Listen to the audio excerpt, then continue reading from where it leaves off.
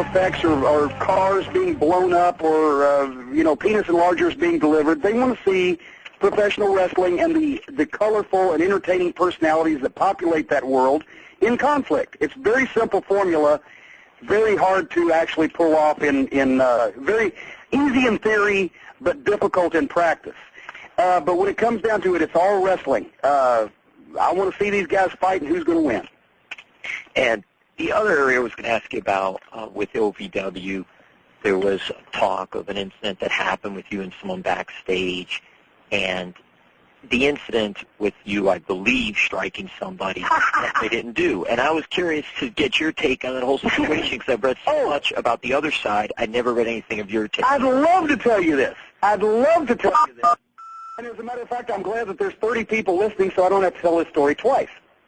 We had a moron in our wrestling school who had been there about 2 or 3 weeks, who was sitting in an area that was reserved for our wrestling school students.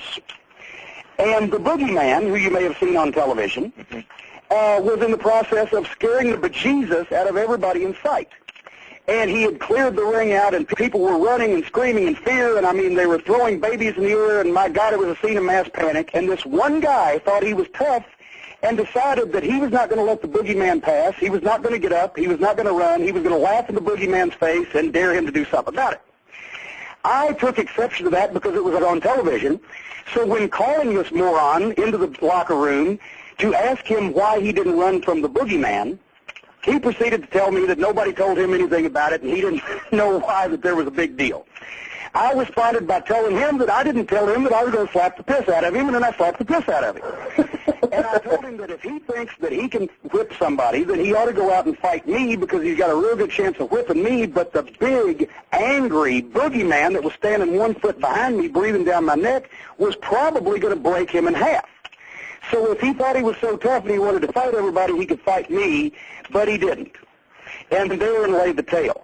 And that was the excuse that the WWE and John Laurinaitis, the head of talent relations, who's a liar and actually has no honor whatsoever and has never drawn a dime in this business, that was the excuse that they used to release me from my consultant's contract with WWE because they'd been looking for a reason because I wouldn't swallow their crap. So they also then didn't figure out that they couldn't fire me from my own company. So I then agreed, being the nice guy that I am, to step aside because I refused to do business for the rest of my life with anybody connected with the WWE, so they could still do business with OVW, of which I am part owner of, and I wouldn't have anything to do with them, and they could do whatever the heck they wanted to it as long as they didn't run it into the ground. And that's the agreement that we've been working under ever since. Well, Jim, I thank you for your time, and thank you for that answer, because I really do think a lot of times when things like that happen, we don't get to read, hear, or get both sides of the story. Well, I'm sorry, I don't know everything. Well, I don't know whose fault it is or not fault, but the thing is that I always feel it's important to get both sides. I appreciate it. Thank you. Thank you. Our next one comes from Alex Marvez with the Script Howard News. Your line is open, sir. Alex Marvez, how are you? Jim, how are you? I am great. I am just loving things here in Louisville, Kentucky. Great, as long as you're not sending me black roses and congratulating me on the death of my wrestling promotion. I'm Well, Mr. Hurd, how are you? Yes, indeed.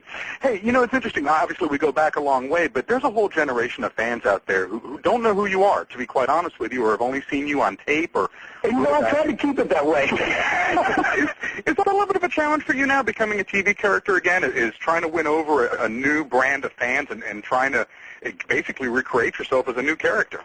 Well, you know, not really, because I do what I do regardless of what situation it's in, and I let people decide whether they want to watch me or not. And I don't, you know, that's one thing. I've been involved in wrestling for so long, and I got to the point there where I was consumed with it, and it was going to run me crazy, especially, like I said, dealing with the WWE, because they will run anybody crazy. That's one of the reasons why I'm with TNA now, because I respect everybody involved in the company, and I've known many of them for 25 years. But as far as what I do what I do in the situation that I'm in.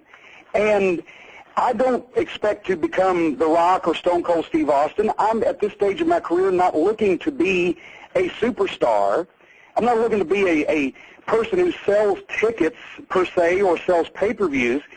That's why I've got this position as the face of TNA management, because I want to facilitate the young talent, the guys who are still hungry, the guys who want to perform and want to make names. I want to make it easier for them. If I can lend some of my credibility to bring them up a little bit, or to make some announcements that I think are better for the fans, and plug for the guys to get some better matches to elevate themselves. That's my position now. I'm sort of the grease. I'm not the wheel. So obviously managing is something that has sort of gone by the wayside. How much do you miss it, and do you think there is a place for managers in today's wrestling? Well, I miss it a lot, but only because of the guys that I managed. When I was with the Midnight Express every night for 8 years, how could you ask for a better job than that? I'm in wrestling. I've always wanted to do it. I'm a manager. I'm working for major promoters like Bill Watts and Jim Crockett, etc., and I got the greatest tag team in the world where we can go out every night and tear the house down. So, that was a dream job. But also I've managed a few people. You're probably the only person on this conference call that remembers Mantar, or the new Midnight Express that they forced off on me up there. Then it's not so good. And I think there would be a great place for managers in the business these days. One company, you have to have big fake tatas and look good in a bikini to be a manager.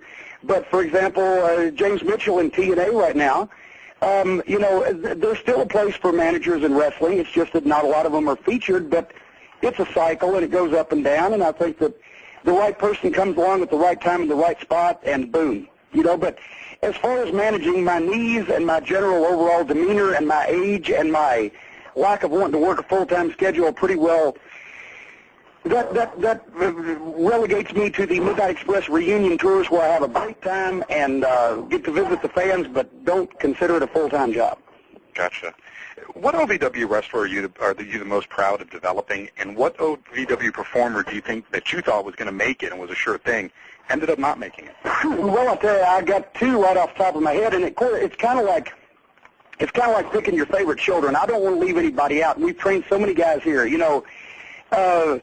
I could name 40 different people, but John Cena, to me, is the total package as far as being a quality human being, a great athlete, a tremendous personality and presence, and just a wonderful guy. And every time he comes back here, it's like he's the most humble person in the world. He remembers his roots. He remembers the fans by their first names that supported him when he was, just starting out.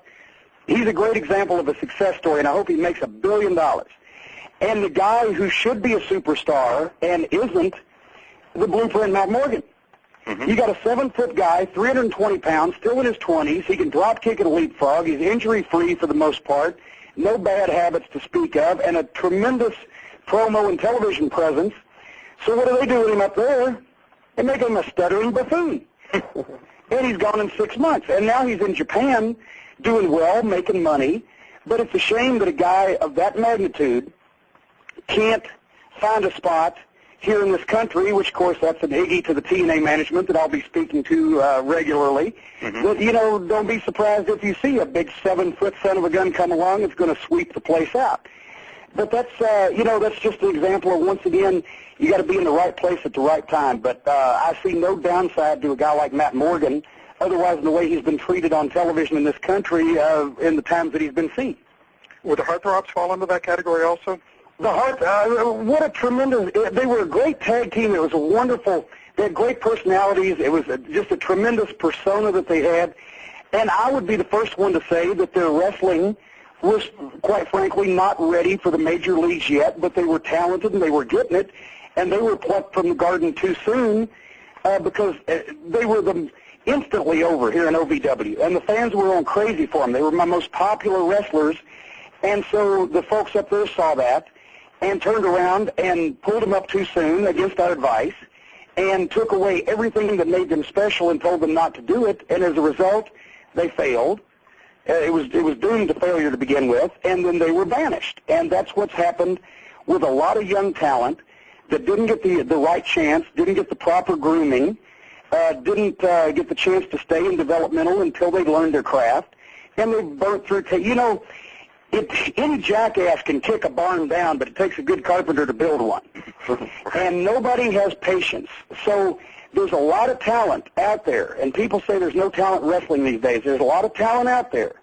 It just needs to be cultivated and then used properly. And I think in TNA you see an example of guys being, Samoa Joe, used to their best example. I'm not going to say that Samoa Joe didn't have overtures from the WWE, but he was smart enough to realize that he wouldn't be allowed to be himself, and he wouldn't be allowed to be used to the best of his ability, whereas in TNA he has, and he's become a superstar. Jim, is it a little strange that you are part owner of a WWE developmental territory, working for a competitive group and possibly trying to influence their contract decisions on who they sign? You know what's even stranger? The only wrestling promotion in America that I'm not welcome on television is the one that I'm part owner of. It's strange, isn't it? Wrestling is a strange business. It is. Hey, one last question for you. Why don't you fly? You know what? I never liked it, and I had to when I was on the road